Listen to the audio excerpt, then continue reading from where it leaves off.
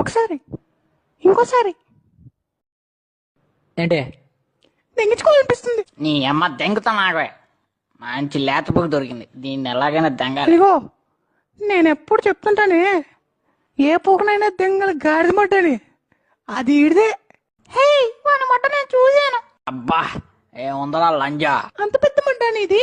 అవునే లంజా, దెంగమంటావా? నీ మట్టుతో నా పూకు పచ్చడి చెయ్యి. నీ అమ్మ దెంగేదాకా పువ్వులు ఒగ్గులాగట్లేదుగా.